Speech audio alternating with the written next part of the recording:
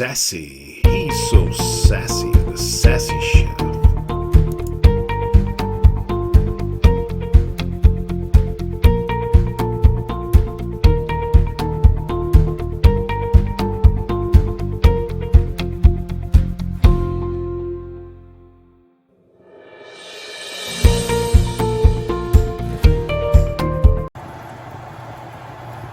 Yeah, tonight we're going to have a not really a honey glaze, but just a glazed pork roast. And right now, seasoned the pork roast appropriately, and kind of putting a crisp on that before I put the glaze on. So we'll see how that works out.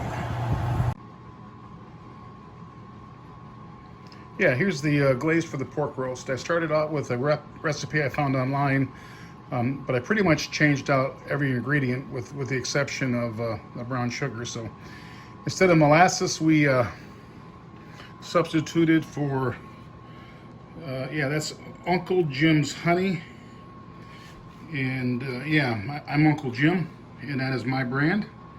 Trying to go for a little bit more of a sweet and sour kind of taste. So I added some red wine vinegar, a little teeny bit of rosemary. Everything has to have garlic in it, and a sprinkle of salt. So I'm trying to make it not only a sweet glaze, but a kind of a sweet and savory glaze. So we'll see how that works out.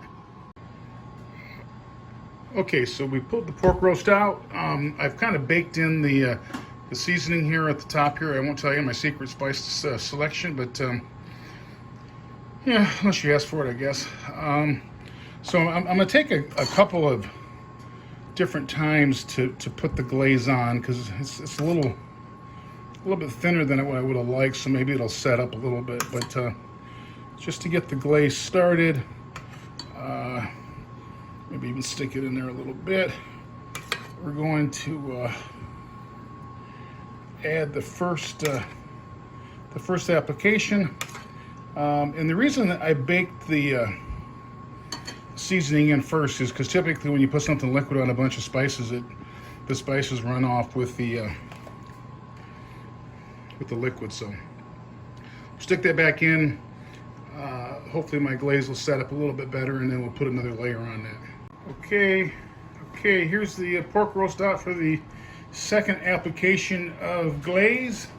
And what you'll notice is that I'm saving some of the glaze in what's called a ramekin for all you people that used to work in restaurants, so that there's enough glaze to be applied as we serve it. And what you'll see here is the glaze has definitely gotten thicker as it's cooled down.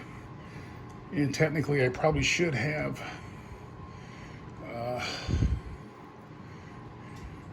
waited, but you know, I'm impatient. I've also added some potatoes there, and as you see, we are a pro potato skin family. Used to be kind of pro germs, but we're now washing the potatoes better. I thought that added some flavor, but we keep the skin on it probably because we're lazy, but we like that. And then I'll probably add a few more carrots, and we'll stick it back in for another 20 minutes. To start the salad, put the salad together, we start with a nice 50-50 mix of spring mix and baby spinach. Keep us healthy. Here is the secret to salads. We're going to sprinkle in some chopped up, diced, fresh cilantro. They won't see it, it's green, but they will taste it.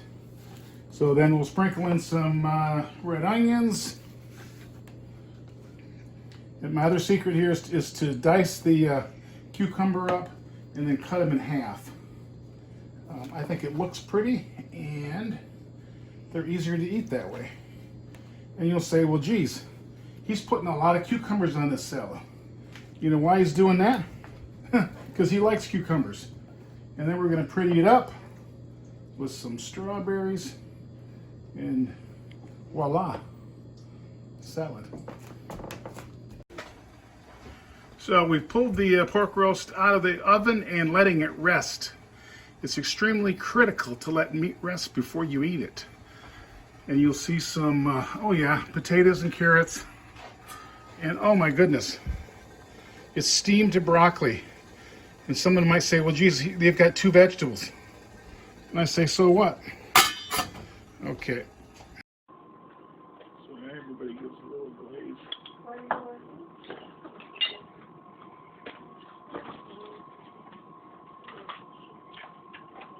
It says there's a bone in here. This stuff looks just beautiful. It almost makes me cry. Looking at this. Voila! Voila. Glazed pork You roast. said that beautifully. Voila. And this is just how they do it in Europe, cordon bleu.